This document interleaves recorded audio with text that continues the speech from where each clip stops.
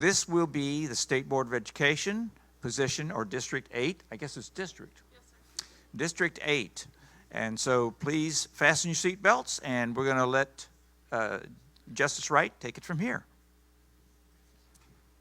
Welcome again. Thank you all for coming. I know y'all have multi-counties in your district.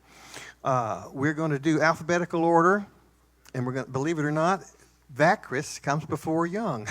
So you have 2 minutes to open, Mr. Vachris. Well, thank you, and thank you for having the forum here. I'm George Brian Vachris. I'm a licensed professional engineer. I worked on the design of nuclear submarines for the Navy.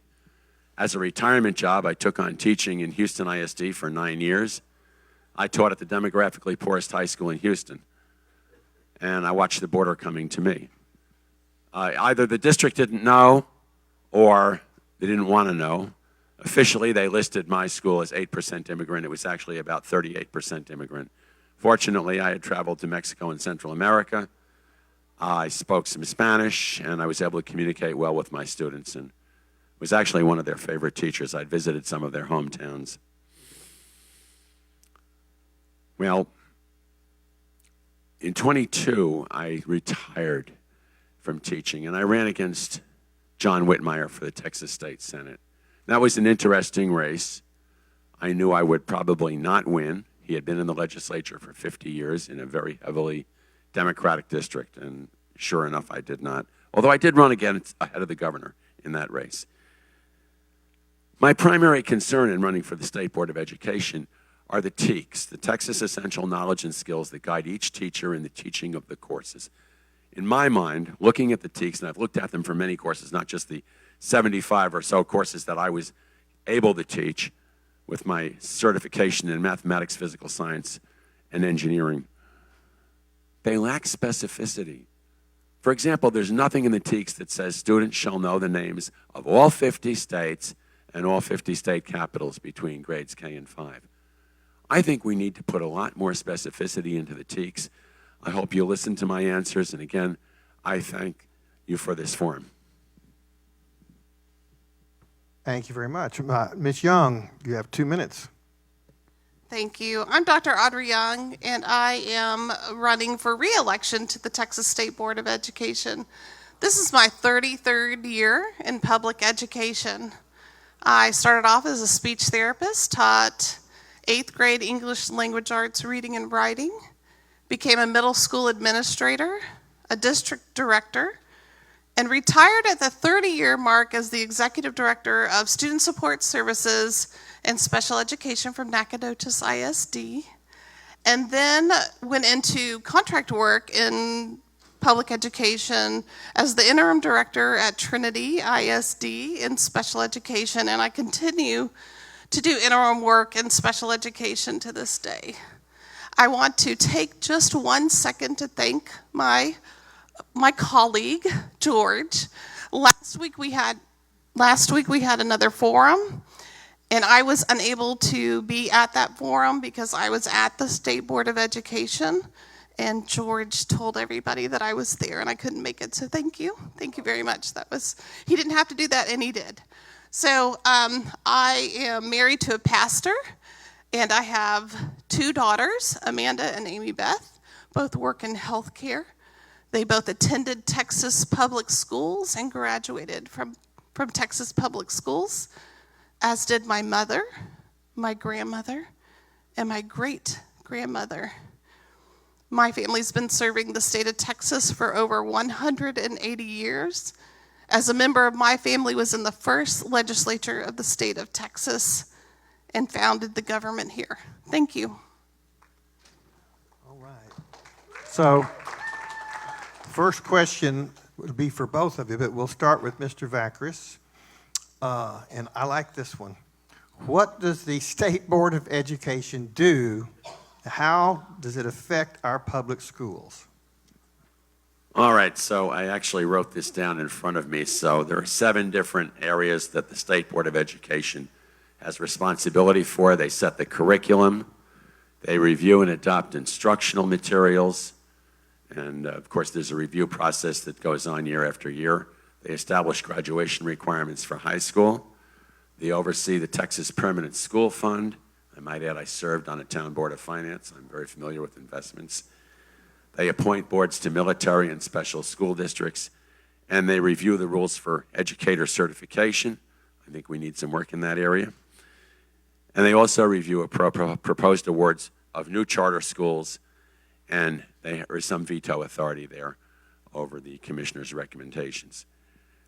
Now, I have time to get into some detail here, so I will do that.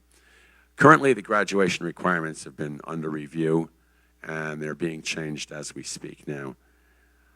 But I want to go back to the review of the instructional materials. What's coming up are the science materials in the next cycle, and also the social studies materials are being written now as we speak. And the actual instructional materials may well be under review during the next term. So I have I have a degree in history.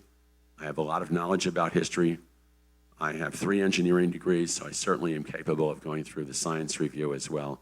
I will make sure that the instructional materials are properly suited for students and that they're properly suited for the courses. Right now, for example, in Algebra 2, there's nothing that says Cramer's rule needs to be taught. If you don't know what that means, that's a method of finding the intersection of 2 straight lines. But I think it should be. There's many, many other areas I could look at in detail. But as I said, the devil's in the details. You have to really get into specifics. Thank you. Thank you. Ms. Young, same question. What does the State Board of Education do, and how does it affect our public schools?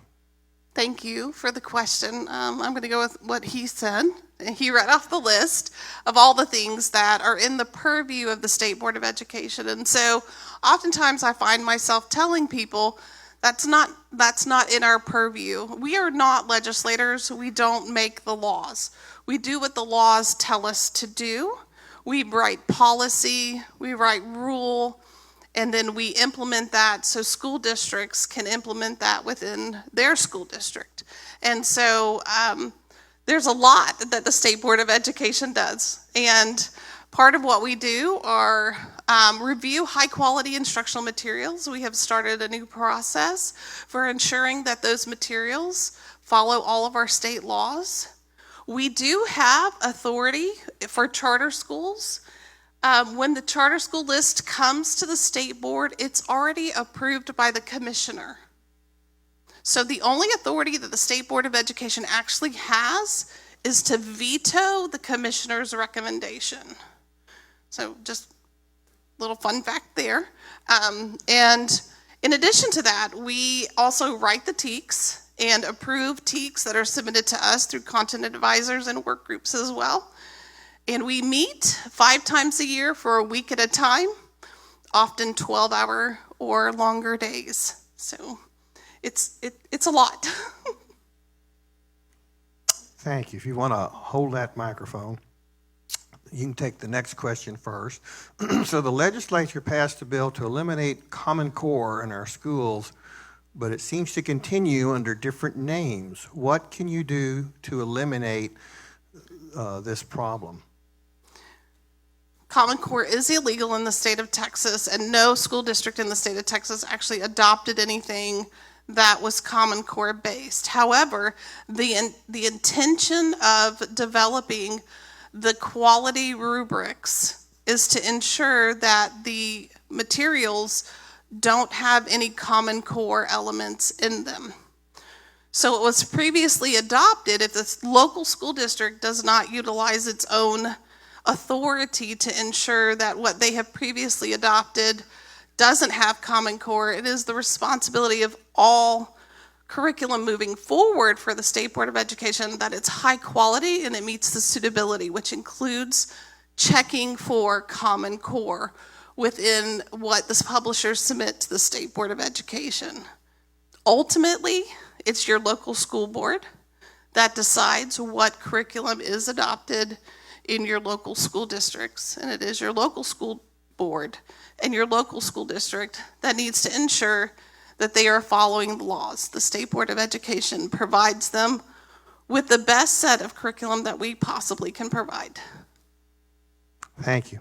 And Mr. Vachris, legislature passed a bill to eliminate Common Core in our schools, but it seems to continue under different names. What can you do to eliminate that? I'm going to agree with everything that Dr. Young said, and I'm going to sidestep a little bit and talk about Senate Bill 24. Probably no one asked a question about that, but that is a bill. I was in the committee room in the state Senate when SB 24 was voted, and what it requires is the teaching of the dangers of communism in public schools, and it gives a long list of details about things that have to be taught. And I testified in November last year before the State Board of Education, and I gave them 6 pages of items that needed to be addressed. And as of now, the social studies curriculum is still being written. The TEKS have not been written yet, but I do notice that the preliminary list of what is supposed to be in each course does not necessarily encompass everything that is required by SB 24 in the courses that students are required to take in order to graduate. So I think we need to do a little bit more work in that area, and I will yield back the rest of my time. All right, if you want to hold that mic, because Audrey already answered that, right? Did you answer that okay? Okay, that's what I thought. So you get the question first. Over the past several years, school standards have been relaxed in order to give the appearance that our children are not falling behind in education, especially when compared to foreign students. How would you address this problem of lowering standards that's causing our students to fall behind? I think that it really does go back to the primary grades. And I remember, it's amazing. I went to a Catholic elementary school. We had one nun at the front of the class teaching 75 students. Everybody learned how to read to grade level. Everybody. We all learned how to add. In first grade, we learned how to add, and we memorized our addition. In second grade, we learned how to subtract, and we memorized it. In third grade, multiplication, and we memorized it. In fourth grade, division, and we memorized it. When I was in Houston, I was teaching students in physics how to do parallel circuits. Well, to do that, you have to know how to add fractions. And I had students who did not know how to add fractions. So I had to show them how to add fractions in addition to trying to teach them physics. I mean, I would ask students, what's a quarter plus a half? I would pull quarters out of my pocket and show them how it works, and then I would do it on the board. We need to get back to rote memorization in the early grades. That's what I think. Now, students need to build on that. As I said, there's a lot of things missing in the specifics in the TEKS, and we can put that into the TEKS. And I think it needs to be done. 50 states, 50 state capitals. Now, there are, for example, in civics, you do get what are the 3 divisions of government: legislative, executive, and judicial. But we need to go a little bit deeper than that, I think, at the senior high school level or junior high school level. Thank you. Okay, Dr. Young. Over the past several years, school standards have been relaxed in order to give the appearance our children are not falling behind in education compared to the other students in the world. How would you address that problem of lowering standards? Well, I think that my colleague hit the nail on the head in that we need to bring it back to basics. And so for the last couple of years, that's what the state has gone to. The state has passed laws that third graders are now practicing cursive, something that wasn't happening before, right? Mm. Yay. But now that means they'll be able to read the Constitution and some of our other founding documents, right? Which is something that they couldn't do before. So we are moving back to the basics. We are going back to rote memory. We're going back to automaticity in your language and in math and in science and social studies. One of the other areas that we have really focused on is literacy. I think the biggest disaster that we've had is not having phonics and phonemic awareness in reading. And so we have gone back to that.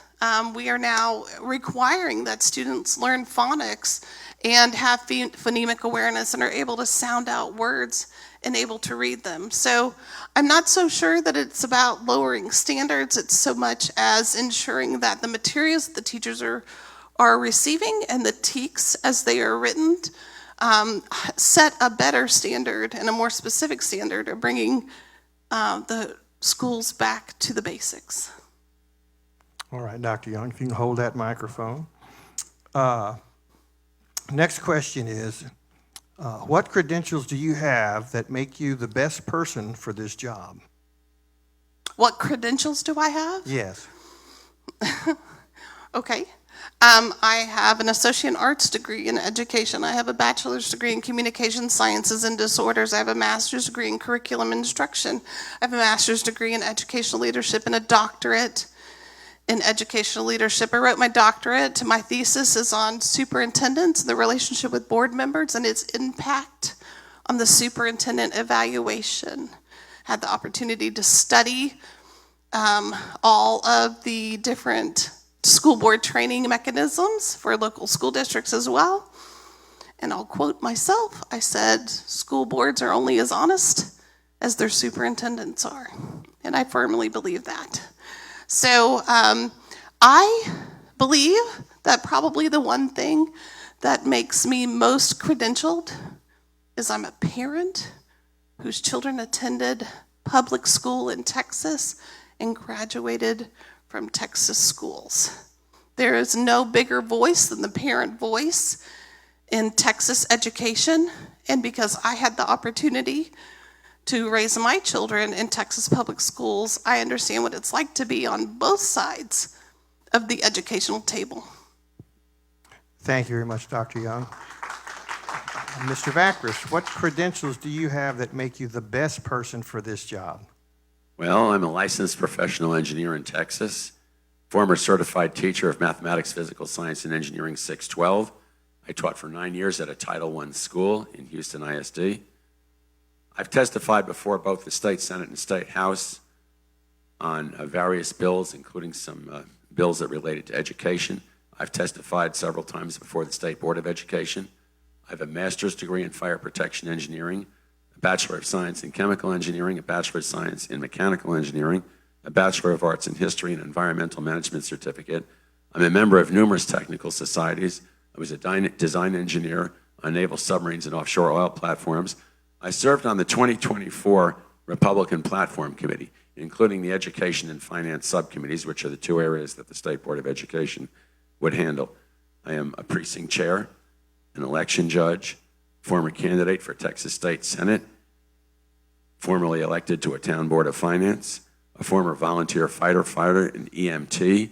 I went to engineering school at night. It was a career change that I did in my 30s after a trip to Central America, which impressed on me the need to do more with my life. Also brought me to salvation. I was a machinist, a factory worker, a technician. So I understand very much and very well the value of trades education, something that we really need to emphasize in our public school system. So I think I am very qualified to serve in this position. Thank you. Very good. So, Mr. Vachris, I guess this asks what's your plan, but what can the State Board of Education do, if you get elected to it, to get rid of the woke policies in our schools? That includes policies that advance the LGBTQ agenda, and as well as having items like that in the school libraries. Well, that's a little bit beyond the purview of the State Board of Education, although we certainly can review the instructional materials and make sure that that stuff is not in there, okay? But actually, it's a state matter. I testified before the Senate State Affairs Committee about the use of pronouns in schools. I was once told by an assistant principal that she was now a he, and she had changed her name to a his name, and I really, I just nodded my head, but I really refused to cooperate along those lines in the classroom. I did have another year to go to make sure I got a pension, and that's something they can hold over your head, you know. That's right. But I totally disagreed with it, and that's one of the things that motivated me to run for public office, in fact. I've had enough of this. It's crazy. You have an XX chromosome or you have an XY, and that's it. And it's science. And anyone who says otherwise is denying science. And with 3 engineering degrees and having conducted some original testing, I sort of am a scientist. So, thank you. Okay. Dr. Young, what can the State Board of Education do to get the woke policies out of our schools, particularly with regard to the LGBTQ agenda and the inappropriate books in our school libraries? I had the opportunity to be assigned by the chair of the State Board of Education to work with the Library Association for writing the district policies that districts were required to adopt, school districts were required to adopt for House Bill 900. The Reader Act, is everybody familiar with that? Where it banned school books that have had obscenities in them, and all school districts across the state of Texas were required to adopt that policy. Spent an entire summer working and writing on that policy, quite proud of it, and was glad that it passed and went through. The other thing that I am currently the ad hoc chair for school board training, which I think is a large portion of why our school boards and our school districts think that they can do things that they cannot do. And so, because it was an interest in my dissertation, but also it is an area of expertise for me, the Chair Kinsey has placed me as the ad hoc committee chairman for school board training. And we are going to ensure that school boards no longer have any training that involves how to get around the laws and ensure that our children are safe and free from harmful information. Thank you very much. If you want to hold your microphone, next question is, what is the School Health Advisory Council, and what can you do to support and strengthen its role? The SHAC committee, is anybody familiar with that?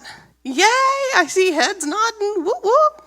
School Health Advisory Council. So I had the opportunity on my first year on the State Board of Education. Barbara Cargill, who was in my seat before me, she served for 16 years. Little tiny lady, big shoes to fill. And she worked on the TEKS for health and sex ed. But I was elected to the state board after she retired, and we adopted the curriculum. I say we because we are a team. However, I was the only Republican that voted against all 4 of the submissions because I felt like that should be a local decision. Sex ed should be a local decision by your local community. And so that goes through your Student Health Advisory Committee. And that's the most important committee for making those decisions because they are the voice of the community.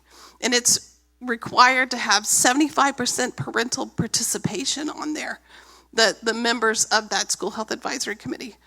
So in that, the School Health Advisory Committees had a resurgence in ensuring that they had a voice at the table with their local school boards for the adoption of health and sex ed information.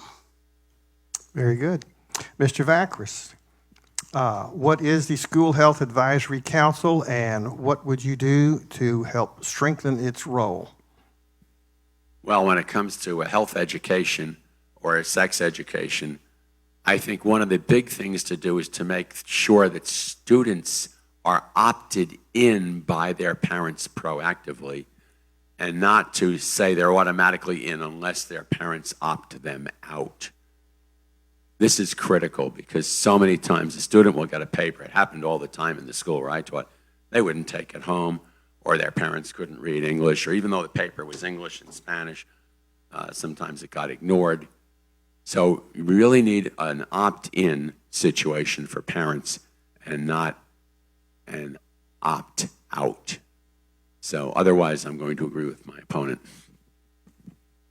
Very good. Next question. What, I guess, does and can the State Board of Education do in order to support Texas homeschoolers? Mr. Vachris. I 100% support homeschoolers. I think that every educational material that's available online should be available. All of the textbooks, there are many textbooks that can be downloaded in many courses, and all of that is available to parents who want to homeschool now. Certainly there can be, well, it should be if it's not. And I'll do my best to see what isn't. Please inform me if something's not available, but I've downloaded many things, many different curriculums and many books, textbooks, open stacks books that are available for many courses. As a matter of fact, I used them as a teaching method because we didn't necessarily have textbooks for some of the engineering courses that I taught, and a lot was available through the State Board of Education or the University of North Texas, which actually does some specializing in some of those engineering courses.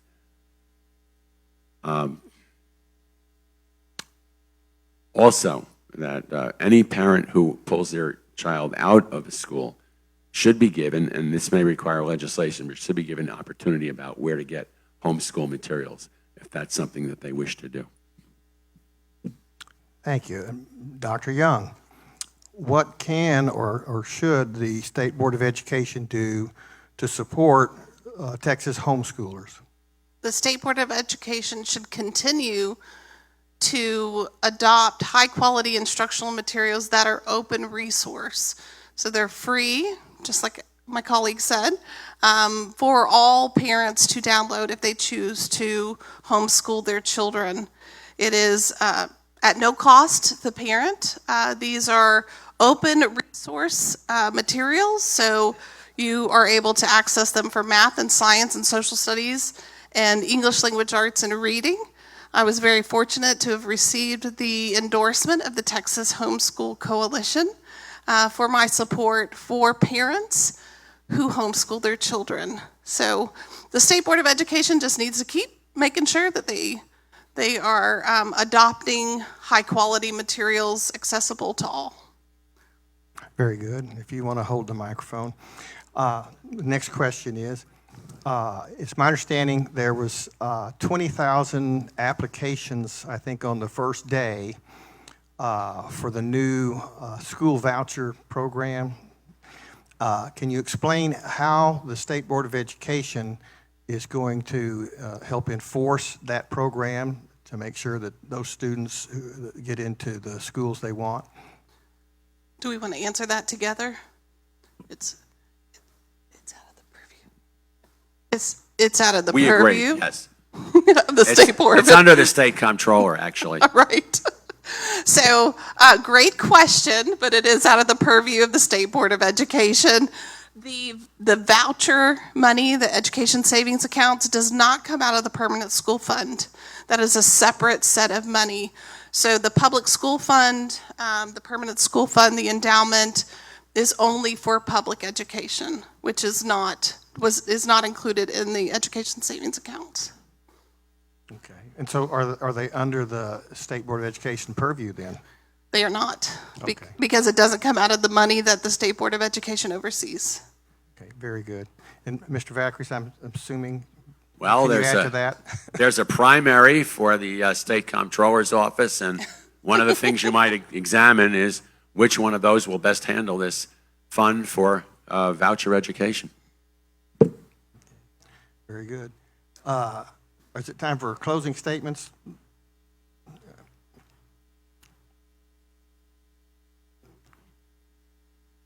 One last question? Okay.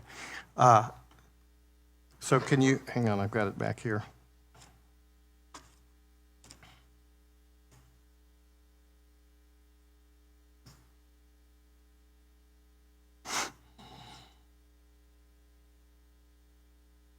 what is the, I guess, what power does the State Board of Education have over the public school funding and purchase of curriculum for the public schools? Vachris. Well, the State Board of Education runs the Texas Permanent, or it's not totally run the Texas Permanent School Fund, but actually it's 5 members of the State Board of Education. Board member Maynard right now is the chair of that committee. Also, the Texas Land Commissioner, Dawn Buckingham, who has no primary opponent, one of her appointees and 2 appointees of the governor. That school fund also can supply the funds for educational materials that are used in the public schools. Unfortunately, my school, where I taught, only had a classroom set. It would be nice if students could bring their books home to study. Anyway, that's my comment. Same question, Dr. Young?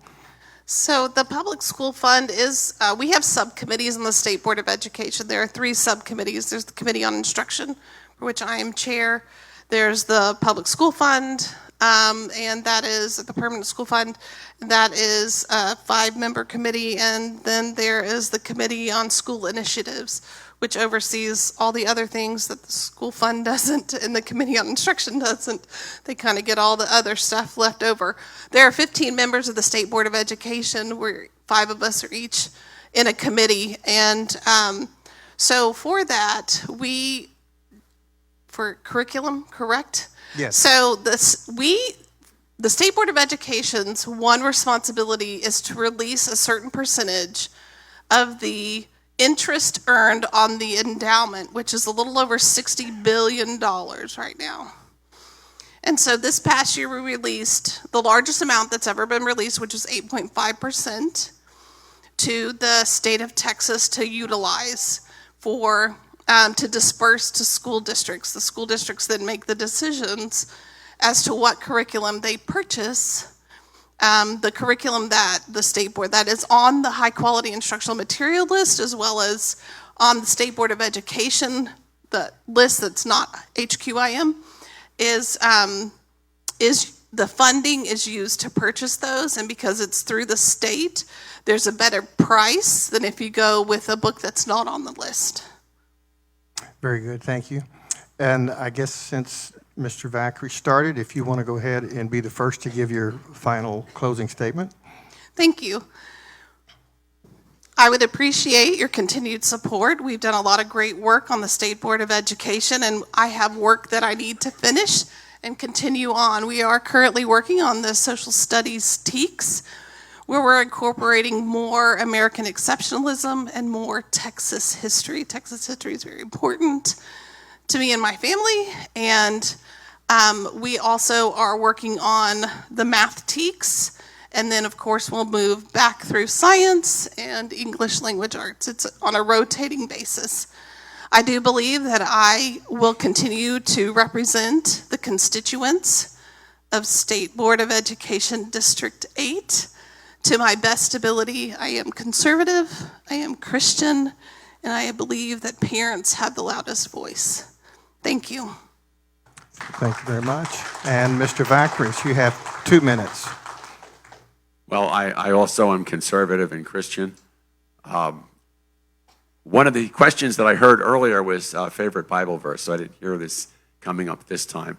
Ezekiel chapter 33, if you look at the beginning, it's the man on the watchtower watching for the enemy. And if he sees the enemy coming, it's his duty to inform everybody else that the enemy is coming, and if he doesn't, it's on him. So I see the enemy coming. Eisenhower, in his farewell address, talked about the dangers of atheism and an alien ideology. Insidiously, it is permeating our own society. And I think we really need to be very proactive, very specific in the TEKS, and making sure that we keep it out and that we also teach the truth. You know, if you know the truth, it shall set you free. I'll give you an example. There's a lie perpetrated that the Southwest was stolen from Mexico. This is not completely true. It's not really true at all. We paid Mexico $15 million for the Southwest. That's more than we paid Russia for Alaska, and Alaska is actually bigger. And the Southwest was largely empty land at that time. Now, furthermore, the TEKS lack specificity when it comes to Texas history. They shall teach about Santa Anna, but what about Santa Anna? You know? We need something that says what he was trying to do. He's trying to centralize power in his hands in the central government of Mexico. There were revolts in 6 states, 6 Mexican states against Santa Anna, not just Texas. So I really think we need to be very specific. I will work to get those TEKS specific in history to the extent they come up in the next term. Certainly in science. I have 3 engineering degrees. I will be very proactive to make sure that real science gets embedded into the science textbooks. So I thank you, and I ask for your vote, George Bryan Vachris, for State Board of Education. Dr. Young, Mr. Vachris, thank you very much. And